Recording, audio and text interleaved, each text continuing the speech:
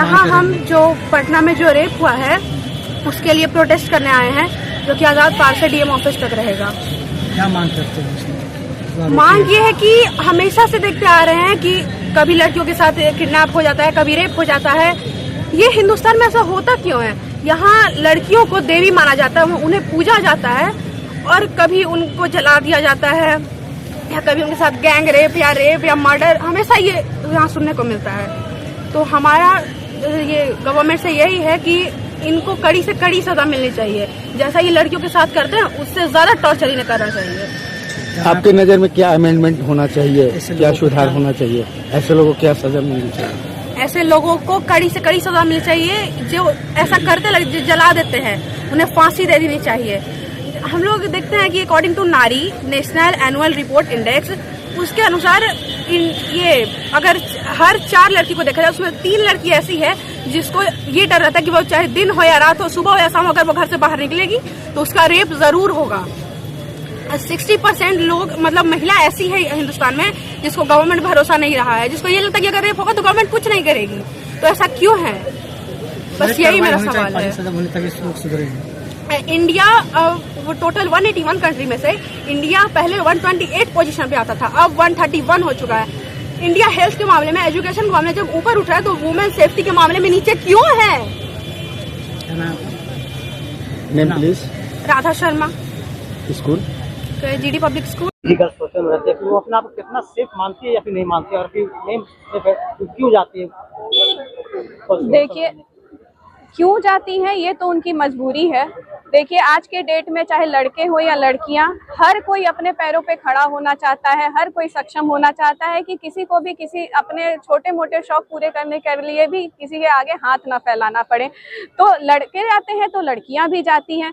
ये तो बहुत ही दुखद है कि कहाँ तो बच्चे बिहार से बाहर जाते थे तब उनका शोषण होता था, आज खुद हमारे घर में हमारी बेटी का शोषण हुआ है। वो भी हॉस्टल अपने सुनहरे सपने लेकर गई थी कि उसे डॉक्टर बनना था, और वो हॉस्टल में पढ़ाई करने गई थी, डॉक्टरी की, उसके साथ इतना दुर्व्यवहार, ये घृणित काम जिन लोगों ने भी किया है उन्हें एकदम कड़ी से कड़ी सजा होनी चाहिए।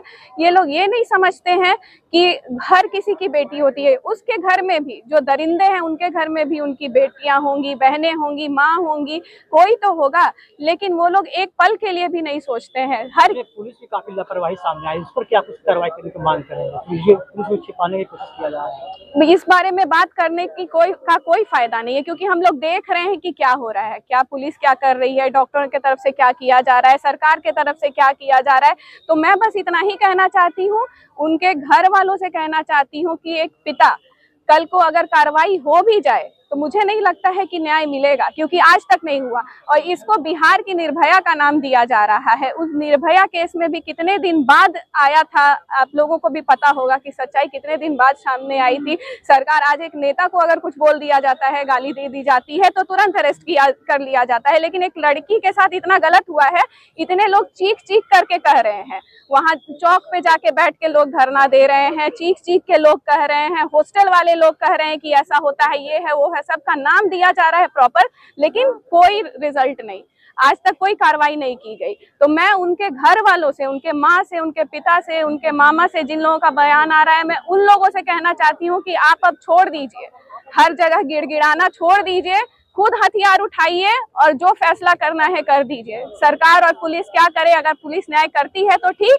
नहीं तो अपना न्याय लोग खुद करना सीख जाएं, क्योंकि अब ये सब हम लोग हमेशा निकालते हैं, ठीक है, हम लोग साथ दे रहे हैं इसलिए ये प्रोटेस्ट मार्च निकाल रहे हैं, बट इस सब चीजों का जल्दी से कोई फायदा नहीं होता है। कोलकाता वाला केस आप देख लीजिए, दिल्ली निर्भया का केस देख लीजिए, तो अब इस देश को और कोई निर्भया नहीं चाहिए। लड़कियां खुद सजग बने, अलर्ट रहें, और माता पिता से मैं रिक्वेस्ट करती हूँ कि पुलिस के पास और दर दर भटकने से कोई फायदा नहीं है, आप खुद अपना इंसाफ करिए। मैं स्नेहा शाही, डायरेक्टर जीडी पब्लिक। जब जहानाबाद पतियामा की बेटी जो कि मेडिकल की तैयारी कर रही थी, उसके साथ में रेप और उसकी जो हत्या हुई, ये बड़ा ही निर्मम और बड़ा ही दुखद है। दुखद उससे ज्यादा यह है कि उस बेटी को इंसाफ नहीं मिल रहा। आप देख रहे हैं कि जो एसआईटी का गठन हुआ उसमें आज भी रोशनी कुमारी मौजूद हैं, जिसने सभी चीजों को दबाने और साक्ष्यों को मिटाने का प्रयास किया। यह रोशनी कुमारी के विरुद्ध कोई हम लोग रैली लेकर नहीं जा रहे हैं। ये कोई एएसपी अभिनव जी के खिलाफ हम लोग रैली लेकर नहीं जा रहे हैं। ये कोई हम लोग पता लग रहा है प्रभात मेमोरियल के खिलाफ भी कोई रैली नहीं कर रहे हैं, क्योंकि ये तो छोटे प्यादे हैं, ये बहुत छोटे प्यादे हैं। आप बड़े शहरों में जब जाएंगे तो जो गांव से, देहात से और गरीब घर की लड़कियां पढ़ने के लिए जाती हैं, उनके साथ क्या बीत रही है, ये एक बहुत बड़ा नेक्सस है। इस नेक्सस को तोड़ना पड़ेगा। इसमें बहुत सफेद पोस्ट लोग हैं, बहुत सारे लोग हैं। ये बड़े जांच का विषय है और इसको सरकार और बाकी प्रशासन दबाने का भरपूर प्रयास कर रही है। ये न्याय की आवाज जो है, बेटी किसी सरकार की नहीं होती है, बेटी किसी समाज की नहीं होती है, बेटी देश की होती है, बेटी इस माटी की होती है।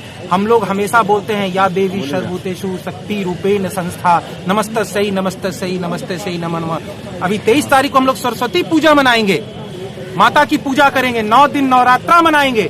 लेकिन एक बेटी के साथ घटना अगर घट जाती है तो सभी लोग खामोश खड़े होकर सिर्फ विनम्र श्रद्धांजलि अर्पित कर देते हैं।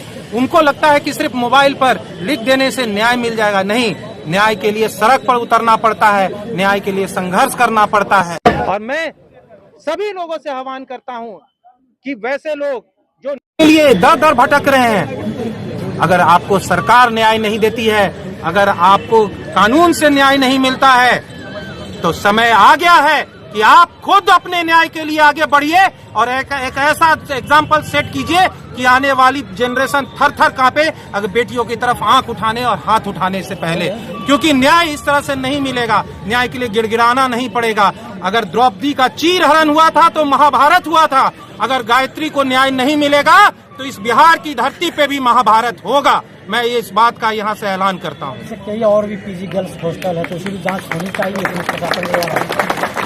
पुलिस का काम सिर्फ है बालू माफिया से पैसा कमाना, पुलिस का काम है दारू माफिया से पैसा कमाना, पुलिस का काम है सिर्फ भू माफियाओं से पैसा कमाना। पुलिस किस काम के लिए है बताइए मुझको। आप लोग तो पत्रकार हैं। पुलिस से आम आदमी को मिलने में डर लगता है बिहार में। पुलिस किस काम के लिए है? पुलिस वैसी होनी चाहिए जिससे कि लोगों को मिलने में डर न लगे।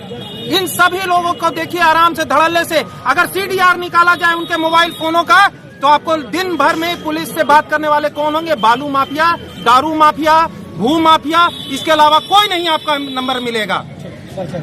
मैं धर्मशाही, डायरेक्टर GD पब्लिक।